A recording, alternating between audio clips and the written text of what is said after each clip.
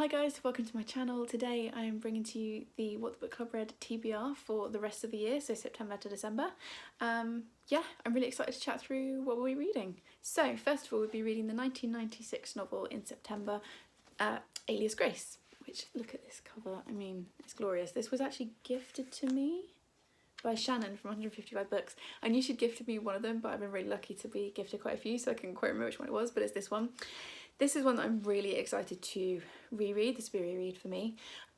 This is a historical fiction novel in which we're following Grace, and she has been accused of murder, and I think it starts with her in a jail cell, and then we go back in time to see what happened to her and how she ended up in this position.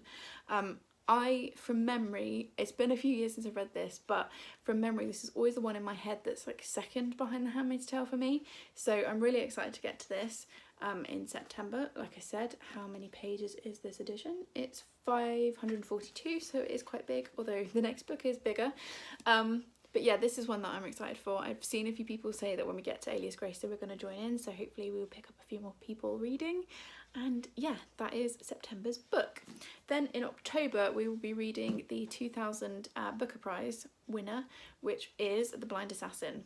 Now this is a chunk, and unfortunately mine is slightly bent, which is very annoying. Yeah, this won the Booker Prize. She's big. She is the longest outward. How many pages is this edition? Yeah, this edition is 641 pages, so she's a chunk.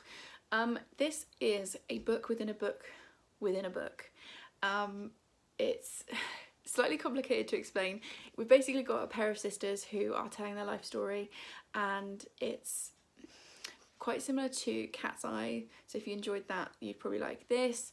It's also similar to The Robber Bride, which we read this month in August, and it's basically these women's life story and what happened to them.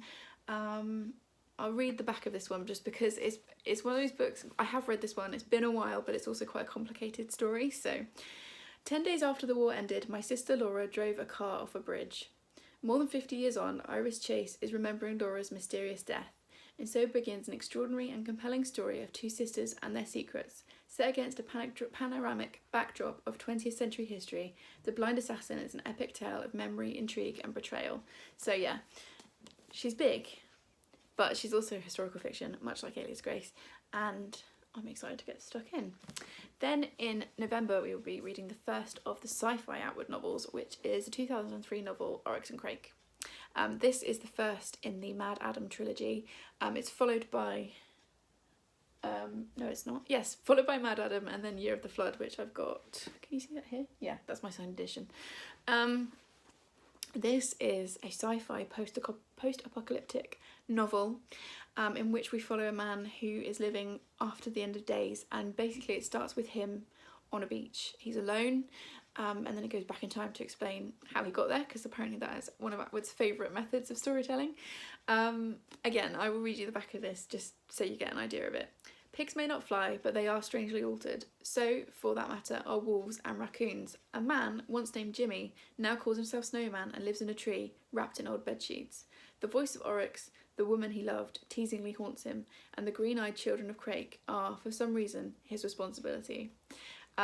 I adore this trilogy. I don't read a lot of sci-fi, which you'll know if you've been on this channel for more than 5 seconds, but I really enjoy this trilogy in particular. I think it's really fun, it's very clever, there's a lot about politics, there's a lot about genetic engineering, there's a lot about humans' responsibility to the planet. All kinds of things are wrapped up in this book, and I really love this edition. It's really fun. This was gifted to me by Lauren from She Is Such a Lauren, so thank you very much, Lauren. It's beautiful and it matches this one, which is very battered. And yeah, that will be November's read. This one is much shorter than The Blind Assassin. My copy is 436 pages, so much shorter than the other two so far. Then in December we will be reading Atwood's shortest book, which is I've got my notes down here, 2005 this was published, and it's the I don't know if I'm going to say this right, the Penelopiad.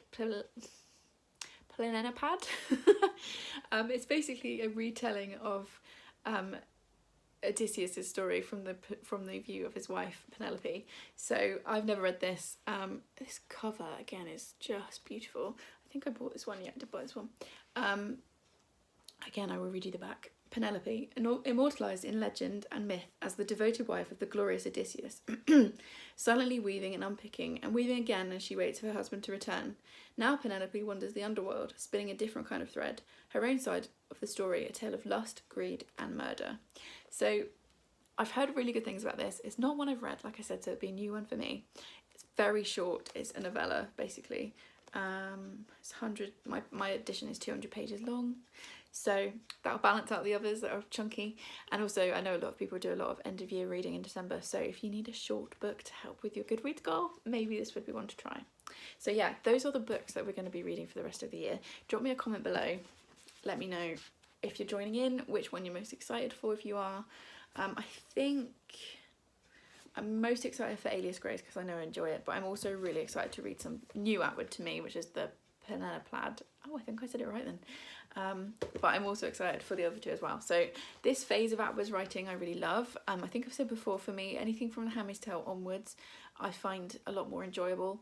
I did enjoy some of the earlier ones, and I'm going to do, once we finish this project, I'm going to do a ranking video to give you my thoughts on all of them. There's the others there. But for me, this phase of her writing is a lot more engaging and fun and accessible. So yeah, drop me a comment below, let me know if you're going to join in, and I'll see you in the next one. Thanks guys, bye.